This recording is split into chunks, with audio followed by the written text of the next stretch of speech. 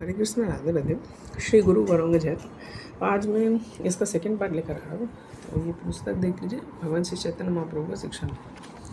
ये जो पुस्तक है ये बहुत ही इम्पोर्टेंट पुस्तक है और उसका एलिजिबिलिटी है कि उसको पहले भगवत गीता पढ़ना पड़ेगा, तभी जाके ये पुस्तक उसको अच्छे से समझ आएगा। पढ़ सकते हैं लेकिन प्रॉब्लम क्या होगा ना कि उसको उतना अच्छे से नहीं समझ आएगा। फिर ये इसमें थोड़ा टेक्निकल ज़्यादा है, तो इसलिए मैं ये बोल रहा हूँ कि जो भगवत गीता पढ़े, ठीक है, उसमें बहुत डिटेल में अच्छे से एक्सप्लेन किया गया, बहुत इजी वे में एक्सप्लेन किया गया ताकि किसी को भी समझ आ जाए। तो भगवत गीता पहले पढ़े फिर ये पढ़े, ठीक है। अगर कोई इंटरेस्टेड है तो वो देख सकता है इसको। आगे मेरा सलाह तो वही रहेगा कि पहले भगवत गीता पढ़ लें, ठीक है। तो मैं यहाँ से शुरू कर रहा था कि चैतन्य महाप्रभु, एक्चुअली ये जो श्री चैतन्य महाप्रभु का जो शिक्षामृत बुक है, ठीक है, ये श्री चैतन्य महाप्रभु का जो शिक्षामृत बुक है, ये बुक एक्चुअली चैतन्य भागवत, चैतन्य चरितामृत, फिर जितना भी आपका चैतन्य भागवत, चैतन्य चरितामृत, फिर आपका चैतन्य मंगला, इन सब का निचोड़ है। मतलब ऐसे तो चैतन्य महाप्रभु के बारे में, उनकी लीला के बारे में है, तो इनके बारे में एक आपको एक ये बताया गया, एक समरी बताया गया। डिटेल में तो हम चैतन्य चरितामृत है, फिर चैतन्य भागवत है, चैतन्य मंगला है, तो उसको तो काफ़ी डिटेल में पढ़ते हैं। लेकिन यहाँ पे एक शॉर्ट में जिसको जानना है तो उसको ये बुक पढ़ना जरूरी है। श्रीमद् भागवत, देखिए श्रीमद् भागवत पुराण से पहले ये पुस्तक पढ़ना जरूरी है। पहले भगवत गीता, भागवत, फिर ये, नहीं पहले भगवत गीता फिर ये, फिर भागवत, क्योंकि भागवत पुराण में क्या है ना कि डायरेक्ट नहीं, पहले हम ये पढ़ेंगे तो ज़्यादा सही रहेगा। बेसिक बुक्स पढ़ेंगे तो सही रहेगा। देखिए मैं ऐसा पढ़ता हूँ। श्री गौर सुंदर महाप्रभु कहते हैं कि ब्रज गोपियों द्वारा प्रचलित उपासना संसिद्धि अवस्था आराधना की सबसे उच्च पद्धति, क्योंकि ये जो आराधना है ये माधुर्य लीला है। माधुर्य लीला सबसे ऊंचा बताया गया, माधुर्य लीला, ठीक है। भगवान श्री कृष्ण में इन गोपियों का लौकिक परलौकिक सब प्रकार के लाभों की इच्छा से शून्य विशुद्ध प्रेम था। क्योंकि शुद्ध भक्त का यही होता है कि उसको लौकिक परलौकिक सब लाभों की इच्छा से शून्य विशुद्ध प्रेम है, ठीक है। उसको किसी चीज़ से कोई मतलब उसको कोई इच्छा नहीं है, वो निष्काम रह के भगवान का प्रेम करता है, उसको कोई इच्छा ही नहीं है। चैतन्य महाप्रभु ने क्या बोला, जीवर स्वरूप है नित्य दास। तो ये जो इच्छा भगवान का सेवा करना है उसका स्वरूप है, ना कि इच्छा है। भगवान का सेवा करना स्वरूप है, इच्छा नहीं है, ये स्वरूप है। ये हमारा टेंडेंसी है, बाय नेचुरल टेंडेंसी है ना। मान लेते हैं कि आपने एक रबर बैंड लिया, तो आपने उसको फिर थोड़ा सा नीचे के दो हिस्से में रबर बैंड को बांध दिया और फिर उसको थोड़ा सा नीचे खींचा तो ऊपर नीचे ओसिलेट करेगा, ऐसे ओसिलेट करेगा, फिर धीरे धीरे रुक जाएगा। क्यों रुक रहा है, बार बार क्यों रुक रहा है, आप कितना भी, तो वो बार बार क्यों रुक जा रहा है। आप कितना भी फोर्स लगाओ, अगर आप थोड़ा सा फोर्स लगाओ तो इतना इतना करके रुक जाएगा। अगर आप बहुत ज़्यादा लगाओ तो ऐसा ऐसा करेगा बहुत देर तक, लेकिन फिर भी अल्टीमेटली रुक जाएगा, क्योंकि उसका जो टेंडेंसी है वो रुकना ही है अल्टीमेटली। तो वैसे ही जो जीव का जो स्वरूप है, कुछ भी कर ले, कितना भी नाच ले, कितना भी गा ले, उसको शांति नहीं मिले वाला, उसको सुख नहीं मिलने वाला, क्योंकि उसका अल्टीमेट स्वरूप जो है वो नित्य कृष्णदास, जीवन स्वरूप है कृष्णदास। ये स्वरूप है, बाय नेचुरल टेंडेंसी है उसकी, ये नेचुरल टेंडेंसी है, बस ये स्वरूप है। स्वरूप और क्रिया में फ़र्क है। ये जो भक्ति है ये हम क्रिया नहीं कर रहे, मतलब भक्ति मतलब जस्ट क्रिया नहीं, ये स्वरूप है हमारा, ये एक स्वरूप है, स्वरूप, ठीक है। अब कितना भी रबर बैंड में फोर्स लगा तो रबर बैंड ऐसे ऐसे होगा, फिर धीरे धीरे ओसिलेट करते करते रुक जाएगा, खत्म, वो रुक जाएगा। आप कितना भी फोर्स लगाओ अल्टीमेटली एक समय तो रुकेगा ही रुकेगा। कितना भी 1 टन फोर्स लगाओ, आप कितना भी वेट दे दो, कुछ भी दे दो, वो रुकेगा ही रुकेगा, उसका स्वरूप है रुकना। तो वैसे ही हमारा स्वरूप भी है भक्ति करना, स्वरूप है, ठीक है। सब प्रकार के लाभों की इच्छा से विशुद्ध शून्य विशुद्ध प्रेम है, इसलिए तो बोला गया सब प्रकार की इच्छा से शून्य विशुद्ध प्रेम था। श्री गौर सुंदर ने श्रीमद् भागवत को दिव्य ज्ञान की अमल कथा कहकर उसका अनुमोदन किया है, ठीक है। हाँ, भागवतम को दिव्य ज्ञान, क्योंकि भागवतम का बहुत महिमा। भागवतम क्या है, संपूर्ण, इवन भागवतम में लिखा गया है कि संपूर्ण वेदों का सार है। वेदांत सूत्र को अच्छे से समझा है कि भागवतम क्या है, ठीक है। इवन मध्वाचार्य जी तो ये भी कहते हैं कि वेद व्यास जी ने वेदांत सूत्र का भाष्य श्रीमद् भागवतम के रूप में दिया गया, इतना महिमा बोला है श्रीपद मध्वाचार्य जी ने। फिर आपका बहुत एकदम तारीफ है। श्रीमद् भागवत पुराण 18 पुराण का ही है, इसका महिमा है। इसका महिमा आपको स्कंद पुराण में मिलेगा, स्कंद पुराण के विष्णु खंड में ही मिलता है। फिर आपका पद्म पुराण में भी इसका महिमा मिलता है। इतना महिमा गाया गया इसका। 18 पुराण का निचोड़ है, संपूर्ण वैदिक साहित्य का परिपक्व फल है, ये भी बताया गया श्रीमद् भागवत पुराण को। दिव्य ज्ञान के अमल कथा कहकर उसका अनुमोदन किया। उन्होंने यह भी निर्देश किया कि भगवान श्री कृष्ण के प्रति विशुद्ध प्रेमोदय ही मानव जीवन का परम लक्ष्य है। ठीक है। श्री चैतन्य महाप्रभु की शिक्षा और सांख्य योग के आदि वक्ता श्री कपिल की शिक्षा एक है। ठीक है। योग श्री चैतन्य महाप्रभु की शिक्षा और सांख्य योग के आदि वक्ता श्री कपिल की शिक्षा एक है। योग की इस प्रामाणिक पद्धति में भगवान श्री कृष्ण के दिव्य श्री विग्रह के ध्यान का विधान है। देखिए एक्चुअली सांख्य योग है और चैतन्य महाप्रभु के भक्ति योग का प्रचार करने है। अल्टीमेटली तो भक्ति योग ही सर्वश्रेष्ठ है, ये शास्त्रों में प्रमाणित हो जाता है। देखिए चैतन्य महाप्रभु का जो शिक्षामृत है वो भक्ति योग, और कपिल देव जी का जो शिक्षामृत है वो पहले भी दिया गया था सांख्य योग, लेकिन कलयुग में तो ये योग पॉसिबल प्रैक्टिकली मतलब मुश्किल है। इसे श्री चैतन्य महाप्रभु ने भक्ति योग दिया ताकि लोग आसानी से कर पाए। ठीक है। योग की इस प्रामाणिक पद्धति में भगवान श्री कृष्ण के दिव्य श्री विग्रह के ध्यान का विधान है। शून्य अथवा निराकार के ध्यान का कोई प्रश्न ही नहीं बनता। भगवान श्री विष्णु के दिव्य शरीर का ध्यान करने के लिए आसनाभ्यास आवश्यक नहीं है। ठीक है। हाँ, दिव्य शरीर का ध्यान करने के लिए आसनाभ्यास आवश्यक नहीं है। ऐसे ध्यान को तो पूर्ण समाधि कहते हैं। यह पूर्ण समाधि श्रीमद् भागवतम भगवद गीता के 6 अध्याय के अंत में श्री कृष्ण द्वारा प्रमाणित है, जो अत्य श्रद्धा से मुझे अपने अंतरात्मा लगाकर अर्थात पूर्ण समर्पण करके मेरी प्रेम भक्ति में संलग्न रहता है तथा परम अंतरांग भाव से मुझ में युक्त है, वह योगी समस्त योगों में श्रेष्ठ होता है। ठीक है। तो भगवान का ध्यान तो करा जा सकता है ध्यान योग से भी। यम नियम आहार प्रत्याहार ऐसे अष्टांग योग के बहुत सारी पद्धतियाँ होती हैं, है ना, उनका ध्यान कर करके भी भगवान का ध्यान किया जा सकता है। वानप्रस्थ आश्रम में रह के कठोर जीवन जी के एकदम यम नियम आहार प्रत्याहार और भी बहुत सारे क्रिया योग जो भागवतम के 11वें स्कंद में बताया गया, तो उसमें बहुत अच्छे से डिटेल में बताया गया। ठीक है। तो इसको कैसे, लेकिन लास्ट में भगवान फिर भक्ति योग को ला रहे हैं, भक्ति योग कोई सुप्रीम बता रहे हैं लास्ट में, है ना, ये वाला। श्री गौर सुंदर ने जनता को अचिंत्य भेदाभेद तत्व नामक सांख्य योग का उपदेश दिया है।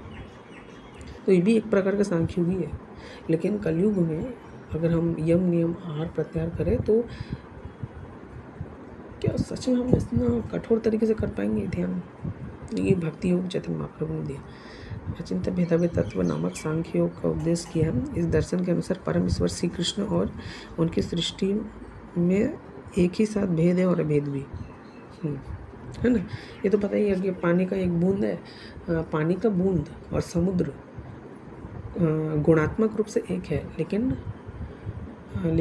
आपका मात्रा में अलग है। श्री गौर सुंदर ने इस दर्शन की शिक्षा हरिनाम कीर्तन के साधन द्वारा दी। ठीक है। हाँ, हरे नाम केवलम कलो नास्ते में गति रहना था। उन्होंने सिखाया है कि कृष्ण नाम श्री कृष्ण का शब्द अवतार है। हाँ, शब्द अवतार है। ग्रंथ अवतार क्या है? श्रीमद् भागवत। और शब्द अवतार श्री कृष्ण नाम, वो जो कृष्ण गोविंद मधुसूदन हाँ सब राम सब जितने भी हैं सिंह, भगवान श्री कृष्ण पूर्ण परतत्व है। अतः उनके नाम और उनके दिव्य श्री विग्रहों में कोई भेद नहीं है। भगवान और भगवान के नाम में कोई भेद नहीं रहता। कृष्ण नाम कीर्तन से होने, वैसे ही भागवत और कृष्ण में कोई भेद नहीं है। जो भागवत पुराण है वो साक्षात कृष्ण ही है। कृष्ण नाम कीर्तन से होने वाले शब्द ध्वनि के द्वारा साक्षात श्री कृष्ण का संग प्राप्त हो जाता है। इस शब्द ध्वनि का साधन करने वाले एक के बाद एक 3 अवस्थाओं में उन्नति करता है। प्रथम, अपराध दशा में विषय सुख की इच्छा बनी रहती है। द्वितीय दशा में वे सब प्राकृत विकारों से मुक्ति हो जाती है। शुद्ध सत्वमय दशा में परम पुरुषार्थ कृष्ण प्रेम की प्राप्ति हो जाती है। श्री गूढ़ सुंदर ने निर्देश किया कि मानवीय संसिद्धि की यह परम अवस्था है। ठीक है, तो मैं फिर से आपको समझा रहा क्या है। इस शब्द ध्वनि का साधन करने वाला एक के बाद एक 3 अवस्थाओं में उन्नति करता है। ये शब्द ध्वनि का साधन मतलब जप, हरे कृष्ण कृष्ण कृष्ण हरे राम राम राम हरे। इसका जो साधन है 3। पहले अपराध दशा में विषय भोग की इच्छा बनी रहेगी ना, क्योंकि वही है कि इनिशियली क्या है, धूल जमा हुआ था, लेकिन जैसे झाड़ू लगाओगे रूम में चारों तरफ झाड़ू फैलेगा, वैसे ही पहले आपको विषय भोग का इच्छा होता था। जैसे मैं भी जब पहले जब करता था, तो मुझे भी जब पहले करता था, अभी तो भगवान की कृपा से काफ़ी मतलब ये सब सोच एकदम बंद हो चुका है, मतलब अब नहीं होता, क्योंकि आपको पता ही है कि वही है कि अगर आप उनके मतलब उनके लिए अगर कुछ करो तो वो काम में आपको कुछ ये नहीं है। ठीक है, ये है आपका अकर्म है। ठीक है, तो वही चीज़ है कि पहले ना थोड़ा लस्टी जैसा लगता है। ठीक है, मैं ये सब क्या कर रहा हूँ, तो अपराध होता है, लेकिन ठीक है ना, बहुत दयालु है भगवान, तो क्षमा कर देते हैं। द्वितीय दशा में ये सब प्राकृत विकारों से मुक्ति हो जाती है। ठीक है, यस। शुद्ध सत्व में दशा में परम पुरुषार्थ कृष्ण प्रेम की प्राप्ति होती है। ये सब नाम के रूप में, नाम जो अच्छे से जपते हैं, कैसे जपने का तरीका, ये भी एक यज्ञ ही है ना, क्योंकि आप जो मुख बोल रहे हो, आप जो मुंह से बोल रहे हो, वो क्या है, जैसे हम कुछ अन्न या कुछ वो हवन का सामग्री डालते हैं, ऐसे डाल दिया हमने, ऐसे हमने डाल दिया हवन कुंड में, तो वो हवन कुंड कान है, और जो हम चीज़ डाल रहे हैं वो हरिनाम है। तो जैसे हम मुंह से जो बोलते हैं उसको सुनना है, मुंह से बोल रहे हो उसको सुनो, मुंह से बोल रहे हो उसको सुनो, मुंह से बोल रहे हो उसको सुनो। तो स्टार्टिंग में हमको पता है, ऐसा मेरे साथ भी हुआ है कि पहले आपको बहुत काम ही सोच आता है, गलत सोच आता है, इतना हृदय तो पता चला कि हृदय इतना प्योर है। ठीक है, काफ़ी लस्टी थॉट आता था मुझे भी एक समय, जब हम भी नाम करते थे, तो नाम जब करते काफ़ी गलत सोच आता था, अजीब सोच आता था। फिर अभी भगवान की कृपा से कम हुआ है और काम वासना नहीं है। ठीक है, फिर भी हम कोशिश कर रहे हैं इस चीज़ का और कम करें। ठीक है, तो और काफ़ी भगवान का कृपा हुआ है कि यही है कि अगर आप और शुद्ध भक्त के बारे में पढ़ें या आप पुस्तक पढ़ें, तो नाम जप करें, तो आप इससे आप ये एक्सपीरियंस किए होंगे कि आपका डिटैचमेंट आता है, और आपको ये भी होता है कि आपको विषय सुख कम हो जाता है, कि कल को अगर आप कोई सुंदर स्त्री को भी देखते हैं, उसके प्रति कोई आकर्षण नहीं रहता, लिटरली नहीं रहता, ऑटोमेटिक मन में अगर राधा रानी का चेहरा आ जाता है, राधा रानी तो इतने सुंदर है, तो क्या है। ठीक है, तो ऑटोमेटिक ऐसा होता है, एक समय ऐसा आएगा कि आपको फिर कोई फ़र्क नहीं पड़ता। ठीक है, कि आज से जो 5 साल पहले मैं था और अभी हूँ, काफ़ी फ़र्क आता है, क्रोध शांत हो जाता है। जैसे खाने पीने के लिए जो बहुत ये करते थे, मुझे और खाना है, बहुत टेस्टी चीज़ें खाना है, वो भी कम हो जाता है धीरे धीरे। तो ये नाम का ये है, नाम बड़ा इंपॉर्टेंट चीज़ है, नाम जब बहुत ही इंपॉर्टेंट चीज़ होता है। इवन ग्रंथ से भी पढ़ना इंपॉर्टेंट नाम जब है, आपको पता है, जो ग्रंथ पढ़ रहा है, भागवत पढ़ रहा है, नाम जब नहीं कर रहा है ठीक से, क्या ही मतलब, क्या ही बोल सकते, कोई शब्द ही नहीं है। नाम सबसे इम्पॉर्टेंट है, ग्रंथ पढ़ना भी इम्पॉर्टेंट है, लेकिन सबसे पहला ही काम नाम है। हरे कृष्ण महामंत्र, ये हरे कृष्ण महामंत्र का बहुत महिमा गाया गया है, क्योंकि ये मंत्र कोई भी जप सकता है। जैसे गायत्री मंत्र क्या है ना, किसी ब्राह्मण ही जप सकते हैं, ब्राह्मण दीक्षा के बाद वही ब्राह्मण जप सकते हैं, और उसका जपने का एक नियम होता है कि आपको एक आसन में शांत, नीट एंड क्लीन, नाखून कटे रहने चाहिए, बाल अच्छे से ये होना चाहिए, बहुत नियम होता है, तब जाके वो गायत्री मंत्र पढ़ सकता है। ठीक है, और ऐसे वैसे गायत्री मंत्र नहीं पढ़ा जाता। लेकिन आप हरे कृष्ण महामंत्र कहीं भी लो, आप नहाते समय, आप टॉयलेट करते समय भी नाम ले सकते हो। ये नाम इंडिपेंडेंट है, सभी दोषों से मुक्त है, ये नाम इतना पवित्र है। इवन एक इंसिडेंट भी आता है ना कि एक थे, तो ये नाम का महिमा है, वो बाद में बताऊँगा। ठीक है, तो नाम का महिमा है। अब ये जो महामंत्र है, आप गायत्री मंत्र ऐसा नहीं कि टॉयलेट में ले लो, ये बहुत अपराध हो जाएगा, फिर बहुत अपराध हो जाएगा ये। तो लेकिन आप महामंत्र टॉयलेट में भी लेके स्मरण कर सकते हैं, कभी भी ये इतना मतलब शक्तिशाली है। और हरे कृष्ण महामंत्र सबसे शक्तिशाली मंत्र है, यही अल्टीमेट मंत्र है, यही शक्तिशाली मंत्र है। क्योंकि ये एक इंसान जो गौ मांस भी खाता है ना, उसको भी ये प्रेम भक्ति अवस्था तक ला सकता है, लोएस्ट टू हाईएस्ट में ला सकता है हरे कृष्ण महामंत्र। अगर आप जपते हैं तो आपको एक्सपीरियंस होगा कि आपको डिटैचमेंट आया होगा। पहले 5 साल पहले बहुत लगता था कि अगर मेरे घर वालों को कुछ हो गया तो मैं नहीं रह पाऊँगा, मैं भी अपने आप को कुछ कर लूँगा, मैं भी अपने आप को मार दूँगा, सुसाइड कर लूँगा, ऐसे बैठूँगा। लेकिन अभी डिटैचमेंट आता है कि हाँ अब ठीक है, अब वैसा मैं नहीं सोचता हूँ, ठीक है, क्योंकि हमको पता चलता है कि ये हृदय साफ हो रहा है। एक पिक्चर भी है ना कि ठीक है, मैं आपको शायद शॉर्ट्स में एक पिक्चर भेजूँगा आपको, उसमें बहुत अच्छे से नाम जप के बारे में समझाया गया। एक एनालॉजी है, कैसे एक पानी में डिफरेंट कलर्स थे, कितना इम्प्योर बन गया था एकदम पानी एकदम, लेकिन जैसे जैसे उसमें बहुत सारा पानी डाला तो इम्प्योरिटी हट गया, फिर वापस से वाइट क्लीन वाटर हो गया, है ना। तो ये नाम जब काम करता है, नाम जब बहुत पावरफुल चीज़ है, इसको तो हमेशा ही जपना चाहिए, ठीक है, ये बहुत ही इंपॉर्टेंट चीज़ है, ठीक है।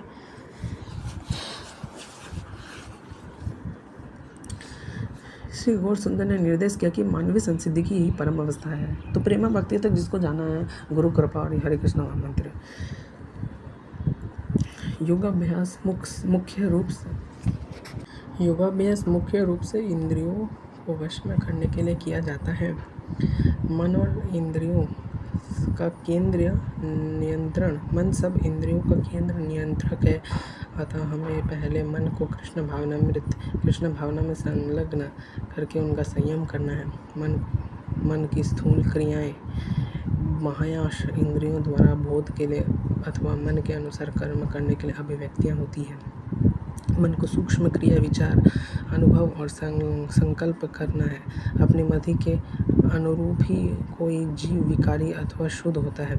यदि मन श्री कृष्ण के नाम, गुण, रूप, लीला, परिकर, वैशिष्ट आदि में एकाग्र है तो सूक्ष्म सभी क्रिया अनुकूल हो जाती है ना। मतलब आपका क्या है ना कि जितने भी क्रियाएं हैं, 5 कर्मेंद्रियाँ, 5 जनेंद्रियाँ, वो कभी गलत काम में नहीं प्रवृत्त होती, कंट्रोल हो जाती है। श्रीमद् भगवद गीता में वर्णित चित्त शुद्धि की पद्धति यह है कि श्री कृष्ण के दिव्य लीलाओं की चर्चा, है ना, उनके मंदिर का मार्जन, विभूषित विग्रहों के दर्शन, कथा श्रवण, भगवत प्रसाद ग्रहण, भक्त संगत, भगवान के अर्पित पुष्प और तुलसी की सुगंध को सूंघना और श्री कृष्ण के लिए कार्यरत रहने आदि साधनों से उनमें अपने चित्त एकाग्र रखना चाहिए। मन और इंद्रियों की क्रियाओं को समाप्त नहीं किया जा सकता, किंतु मति परिवर्तन से इन्हें शुद्ध अवश्य किया जाता है। इस परिवर्तन का उल्लेख श्रीमद् भगवद गीता में भगवान श्री कृष्ण द्वारा अर्जुन को दिए गए उस बुद्धि योग के ज्ञान में है जिससे कर्म बंधन नष्ट हो जाते हैं। पार्थ, इस बुद्धि योग से युक्त होकर कर्म करने पर तुम कर्म बंधन से मुक्त हो जाओगे। रोग आदि कुछ अवस्थाओं में मनुष्य के विषय भोग को नियमित किया जा सकता है, किंतु ये वास्तविक उपचार नहीं है। मन और इंद्रियों को विषयवश में करने, तो ये सब जो पैराग्राफ है आई थिंक मुझे एक्सप्लेन करने की जरूरत नहीं है, भगवद गीता में बहुत डिटेल में समझाया गया है। मन और इंद्रियों को वश में करने का सही पद्धति को न जानने के कारण कम बुद्धि मनुष्य मन इंद्रियों को बलपूर्वक रोकने का प्रयत्न करते हैं और फिर उनसे परास्त होकर विषय भोग की तरंगों के वशीभूत हो जाते हैं। विषयों से इंद्रियों को रोकने के लिए योग के विधि विधान, आसन तथा प्राणायाम का अभ्यास कर उनके लिए है। विषयों से इंद्रियों को रोकने के लिए योग के विधि विधान, आसन तथा प्राणायाम का अभ्यास उनके लिए है जो देहात्म बुद्धि में अत्यंत डूबे हुए हैं। कृष्ण भावना भावित बुद्धिमान मनुष्य इंद्रियों को बलपूर्वक कर्म करने में नहीं रोकता, वह अपनी इंद्रियों को कृष्ण सेवा में लगाए रखता। बालक को निष्क्रिय रखकर उस क्रिया करने से कोई नहीं रोक सकता। उत्तम कार्यों में नियुक्त करने पर ही बालक को निरर्थक क्रियाओं से रोका जा सकता है। अष्टांग योग से इंद्रिय क्रियाओं का बलपूर्वक दमन करके शुद्र लोगों के लिए है। कृष्ण भावना की उत्तम क्रियाओं में तत्पर, श्रेष्ठ संसार से की हीन क्रियाओं से अपने आप की ही प्रवृत्ति निवृत्त हो जाते हैं। श्रेष्ठ व्यक्ति संसार की हीन क्रियाओं से अपने आप को निवृत्त हो जाते हैं। इस प्रकार भगवान श्री चैतन्य महाप्रभु ने कृष्ण भावना विज्ञान की शिक्षा दी है। यह अद्वैय विज्ञान है ना, Advay, one and only one विज्ञान है। सूक्ष्म मनोधर्मी करने वाले ज्ञानी विषयों की आसक्ति से अपना संयम करने का प्रयत्न तो करते ही है, फिर भी प्रायः देखा जाता है कि मन बड़ा हठी है, उसे वश में करना बड़ा कठिन है। वह विषय भोग के प्रति उन्हें खींच लेता है। कृष्ण भावना भावित भक्त को भय नहीं रहता, अतः मन इंद्रियों को श्रेष्ठ कृष्ण भावनामृत क्रियाओं में संलग्न करना है। श्री गौर सुंदर महाप्रभु उसके अभ्यास की शिक्षा देते हैं। संन्यास ग्रहण से पूर्व श्री गौर सुंदर महाप्रभु विशंभर नाम से प्रसिद्ध है ना, विशंभर नाम से प्रसिद्ध थे। विशंभर उसे कहते हैं जो अखिल ब्रह्मांड का प्रतिपालक और सभी जीवों का अग्रणी हो। मानवता की ये विशेष शिक्षा देने के लिए यही परमेश्वर भगवान श्री कृष्ण चैतन्य महाप्रभु के रूप में अवतरित हुए। श्री गौर सुंदर महाप्रभु जीवन के प्रधान कर्तव्य के आदेश शिक्षक है। वे कृष्ण प्रेम के परम उद्धार प्रदाता, अखिल कारुण्य एवं सौभाग्य के पूर्ण भंडार है ना। और कैसे सिद्ध होता है कि वो बहुत कारुणा है, जगह मधाई वाला जो लीला हुआ था। श्रीमद् भागवतम, श्रीमद् भगवद गीता, महाभारत तथा उपनिषदों से प्रमाणित है कि वे स्वयं श्री कृष्ण हैं, बिल्कुल है। और इस कलह प्रधान कलयुग में वे ही सबके आराध्य हैं। उनके संकीर्तन यज्ञ में एक बार आप देख लीजिए। उनके संकीर्तन यज्ञ में सभी सम्मिलित हो सकते हैं। इसके लिए कोई पूर्व योग्यता नहीं चाहिए, कोई योग्यता नहीं। भक्ति के लिए सब लोग योग्य है ना। भगवद गीता 29 से लेकर 33 श्लोक पढ़ लें। और इसके लिए कोई पूर्व योग्यता नहीं है। उनकी शिक्षा का सेवन करना मात्र से ही मनुष्य जीवन की कृतार्थता को प्राप्त हो सकता है। जो सौभाग्यशाली उनके श्री विग्रहों के प्रति आकृष्ट हो जाता है, उसके लिए जीवन के उद्देश्य में सफलता सुनिश्चित है, बिल्कुल।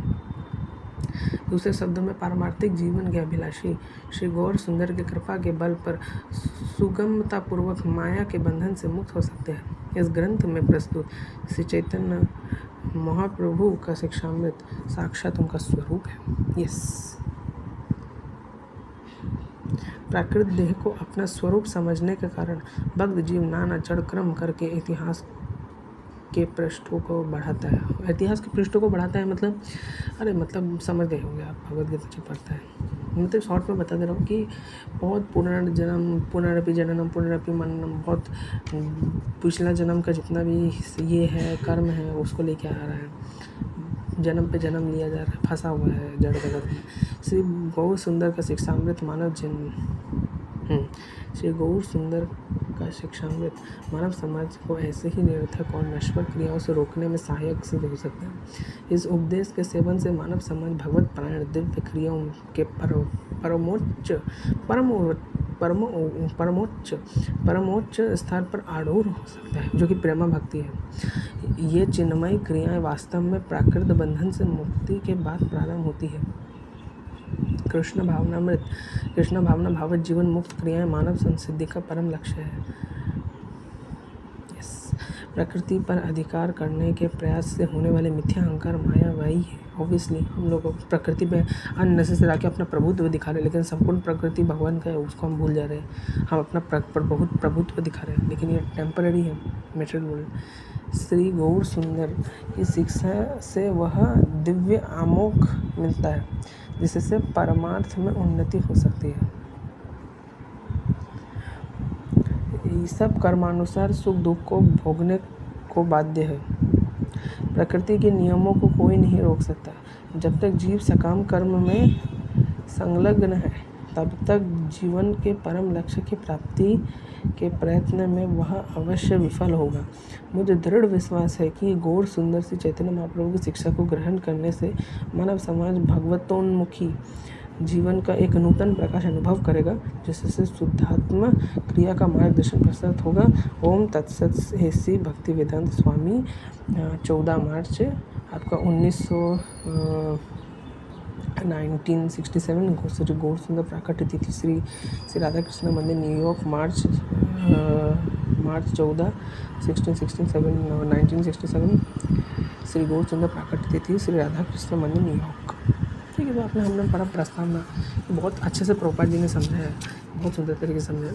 तो अब ये यहाँ पे है कि भगवान श्री चैतन्य महाप्रभु का संक्षिप्त जीवन चरित्र, तो इसमें बहुत अच्छे से बताया गया है। तो मैं इसको आपको अगले नेक्स्ट वीडियोज़ में बताऊँगा। काफ़ी अच्छी बुक है। यहाँ पे उनकी शिक्षाष्टकम है, यहाँ पे बहुत सारा अच्छा चित्र दिया गया है।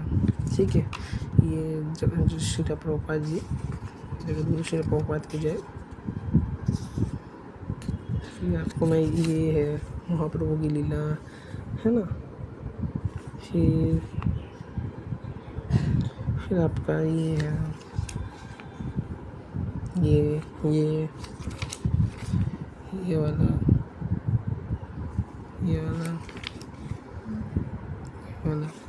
ठीक है। तो मैं नेक्स्ट वीडियो में अच्छे से सब बताऊंगा। तो सभी को हरे कृष्णा राधे राधे।